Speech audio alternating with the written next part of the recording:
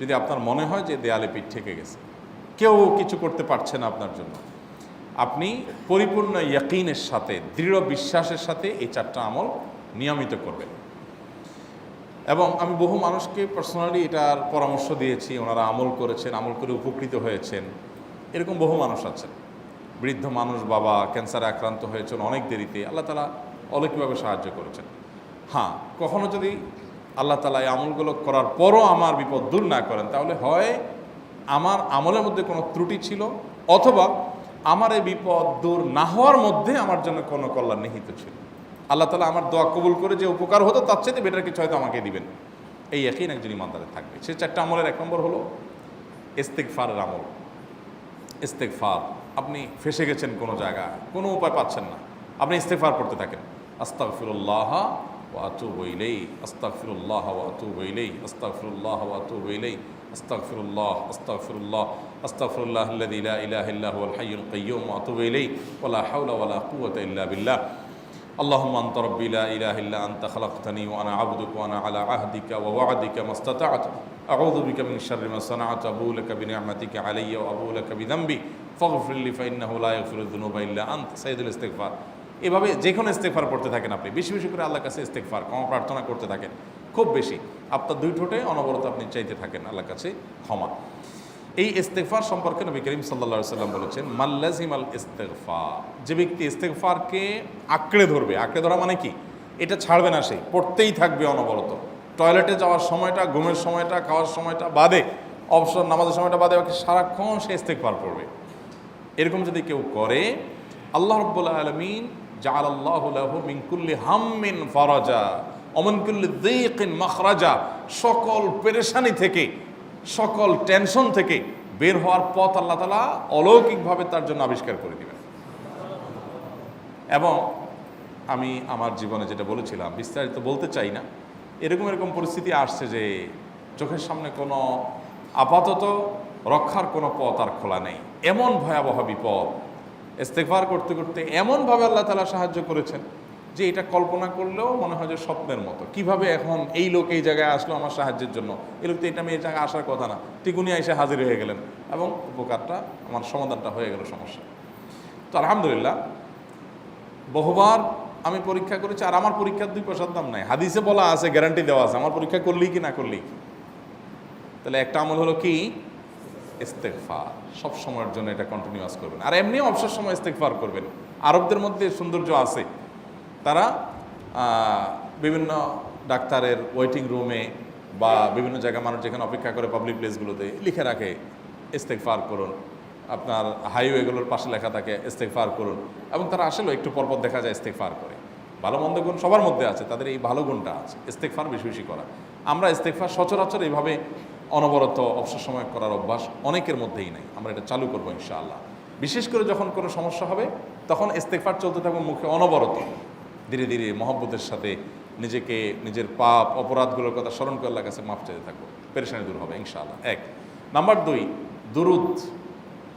নবী করিম সাল্লাল্লাহু আলাইহি সাল্লামের প্রতি দুরুদ পাঠ করা, এটা যদি আপনি নিয়মিত করতে থাকেন মহব্বতের সাথে, আল্লাহুম্মা সাল্লি আলা মুহাম্মদ ওয়া আলা আলি মুহাম্মদ কামা সাল্লাইতা আলা ইব্রাহিম ওয়া আলা আলি ইব্রাহিম ইন্নাকা হামিদুম মাজিদ, আল্লাহুম্মা বারিক আলা মুহাম্মদ ওয়া আলা আলি মুহাম্মদ কামা বারাকতা আলা ইব্রাহিম ওয়া আলা আলি ইব্রাহিম ইন্নাকা হামিদুম মাজিদ। আপনি একবার ছোট দুরূদ যদি পড়েন, সাল্লাল্লাহু আলাইহি ওয়াসাল্লাম, সাল্লাল্লাহু আলাইহি ওয়াসাল্লাম, আল্লাহুম্মা সাল্লি আলা মুহাম্মদ ওয়া আলা আলি মুহাম্মদ, শুধু এইটুকু পড়েন। জাযাল্লাহু আন্না মুহাম্মাদাম মা হুয়া আহলু, শুধু এইটুকু পড়েন। আপনি এভাবে যেই কোনো দুরূদ নবী করিম সাল্লাল্লাহু আলাইহি ওয়াসাল্লামের প্রতি যদি পড়েন এবং পড়তে থাকেন অনবরত, ইস্তেগফারের পাশাপাশি দুরূদের ক্ষেত্রে নবী করিম সাল্লাল্লাহু আলাইহি ওয়াসাল্লাম বলেছেন যে এইটা তোমার জন্য যথেষ্ট হয়ে যাবে। তুমি যদি আল্লাহর কাছে আর কোনো দোয়া করতে না পারো, শুধু দুরূদটা পড়ো, তোমার সব পেয়ে যাবে, কিচ্ছু লাগবে না। এক সাহাবী বলছেন, রাসূলুল্লাহ, আমার দোয়ার মধ্যে দুরূদ কত পার্সেন্ট রাখবো? আমি তো আমার অনেক কিছু আল্লাহর কাছে চাইবো, দুরূদ মানে তো নবীজির জন্য দোয়া, মানে আমার জন্য তো আমি দোয়া করবো, আপনার জন্য দোয়া কত পার্সেন্ট করবো? 1/3, 1/4, তারপরে হাফ, এবার বিভিন্ন পার্সেন্টেজ বলছিলেন তিনি।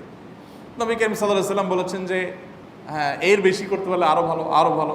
তো ভদ্রলোক এর বেশি, ওই সাহাবী রাদিয়াল্লাহু তাআলা আনহু, তিনি এর বেশি বাড়াতে একটা পর্যায়ে বলছেন যে আমি সব দোয়া আপনার জন্য করি। নবী করিম সাল্লাল্লাহু আলাইহি ওয়াসাল্লাম বলেছেন, তাহলে তোমার আর কোনো দোয়াই করতে হবে না, এর মধ্যে সব দোয়া চলে আসবে।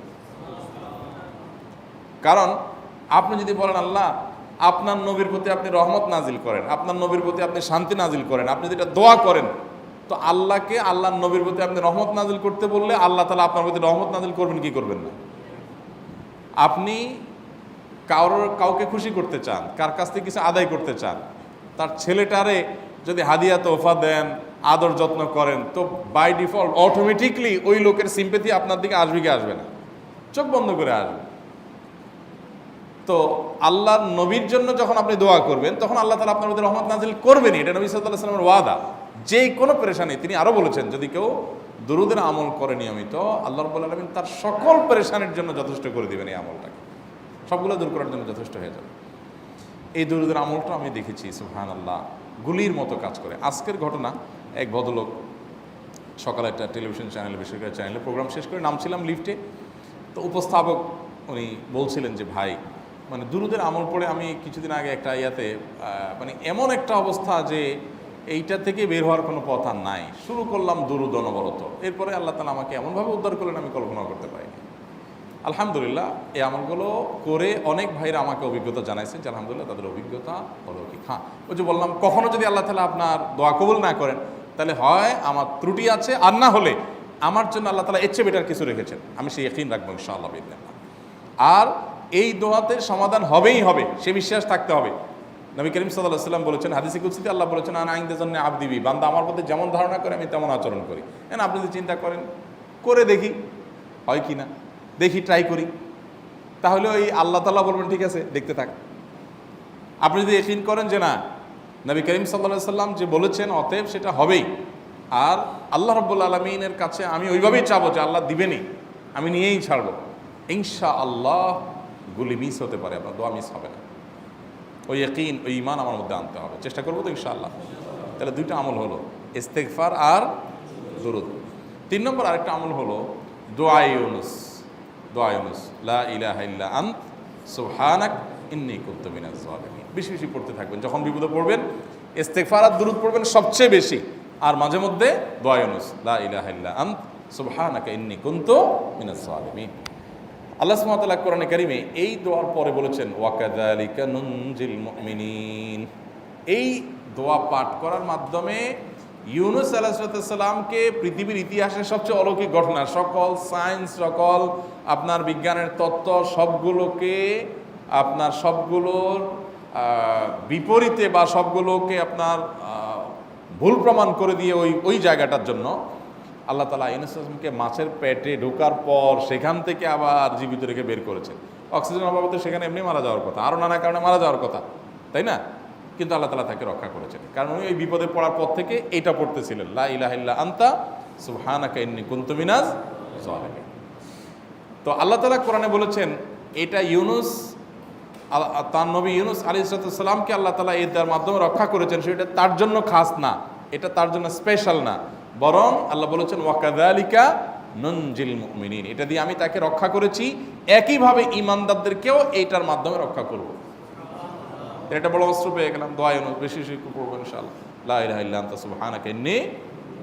আমার দেশে আবার দেখা যায় বিপদ হয়ে গেলে তখন হুজুর ভাড়া করে যে ভাই আপনারা সবাই মিলে এটা 1 লাখ বার পড়ে দেন, 1.25 লাখ বার পড়ে দেন, টাকা দিমো আপনারা পড়ে দেন। আপনারটা আপনি পড়বেন ভাই, হুজুরদের কাছে দোয়া চান সমস্যা নাই, আর হুজুরদেরকে খাটায়া টাকা দিবেন কেন, এমনি টাকা দিবেন না দিয়া। আর এই দোয়া নিজে নিজে করতে থাকবেন। ইউনুস আলাইহিস সালাম ওই সময় কি লোক ঠিক করছিলেন যে ভাই আপনারা সবাই দোয়া ইউনুস পড়েন, আমি গেলাম, আমি মাছের পেটে গেলাম, আপনারা বসেন সবাই দোয়া ইউনুস পড়া দেবেন, করছেন উনি? ওনারটা উনি করছেন, তো আপনারটা আপনি শুরু করবেন, দোয়া ইউনুস না।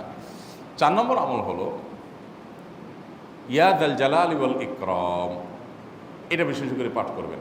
নবী করিম সাল্লাল্লাহু আলাইহি ওয়াসাল্লাম বলেছেন আলিজু বিয়া যাল জালালি ওয়াল ইকরাম, ইয়া যাল জালালি ওয়াল ইকরাম এইটাকে তোমরা আঁকড়ে ধরবে।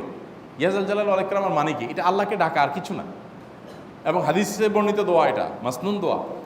ইয়া যাল জালালি ওয়াল ইকরাম মানে হে মহা ক্ষমতার অধিকারী, প্রতাপশালী এবং সম্মানের মালিক, এটা বলার মানে হলো আল্লাহর কাছে নিবেদন করা, যেহেতু আপনার প্রতাপ আছে, আপনার জালাল আছে, আপনার বড়ত্ব আছে, হে বড়ত্বের অধিকারী এবং হে সম্মানের অধিকারী, আপনার যেহেতু আল্লাহ তাআলা এটা, আপনার যদি এটা আছে, অতএব হে আল্লাহ আপনি আমাকে এটা দান করুন, আপনার সেখান থেকে আমার প্রতি রহম করুন, আপনার সেখান থেকে আমাকে, আপনার বড়ত্ব থেকে আমাকে আপনি হেফাজত করুন, আপনার একরাম থেকে আমাকে আপনি, তা দিয়ে আপনি আমাকে রহম করুন। তো সেই দোয়া আল্লাহ তাআলার কাছে নিবেদন করতে পারি, ইয়া যাল জালালি ওয়াল ইকরাম। এর পাশাপাশি তাহাজ্জুদের নামাজ এবং যে কোনো নফল নামাজ। কারণ নবী সাল্লাল্লাহু আলাইহি সাল্লাম ইজা হাজাবাহু আমরুন সাল্লা, নবীজি সাল্লাল্লাহু আলাইহি সাল্লামের কোনো পেরেশানি শুরু হলে আগে ওযু করে 2 রাকাত নামাজ পড়তেন, ওযু করে 2 রাকাত নামাজ পড়তেন। আমাদের যখন পেটে ব্যথা শুরু হয় আগে কার কথা মনে পড়ে? ডাক্তারের কথা মনে পড়ে। যখন গায়ে জ্বর আসে সবার আগে মনে পড়ে কিসের কথা? নাপা, নাপা, ঠিক না? জ্বর আসছে গায়ে, সবার আগে আমরা কি চিন্তা করি? নাপা। নাপা আপনি চিন্তা করেন, খান, নিষেধ না তো, ওষুধ গ্রহণ করা সুন্নত। নবী সাল্লাল্লাহু আলাইহি সাল্লাম নির্দেশ করেছেন ওষুধ সেবন করতে, আপনি করেন, ভালো কথা। কিন্তু ইমানদার সব কিছুর আগে ব্যথা আসছে, তাহলে ব্যথার জন্য একটা ওষুধ দোয়া শিখেছেন, দোয়াটা আগে করবে, পাশাপাশি ওইটা করবে। এলো ইমানদারের কাজ। আমরা আজকাল ইমান থেকে অনেক দূরে সরে গেছি। আল্লাহ আমাদের সেই ইয়াকিন দান করুন। তাহাজ্জুদের সময় দোয়া, অনেক বেশি দোয়া কবুল হয়। তাহলে 4টা আমল ইনশাআল্লাহ আপনাকে এই ভয়াবহ বিপদ থেকে উদ্ধার করার জন্য সাহায্য করবে ইনশাআল্লাহ। সে ইয়াকিন নিয়ে করবেন। সেই সাথে as-সাদকা তারদুল বালা, দান সাদকা করা, অন্যান্য যে আমলগুলো আছে টুকটাক সেগুলোর সাথে সাথে চালানো। বাকি এই 4টাকে বেসিক্যালি একটু জোরভাবে করতে থাকা। আস-সুন্নাহ ফাউন্ডেশন, উম্মার স্বার্থে সুন্নাহর সাথে।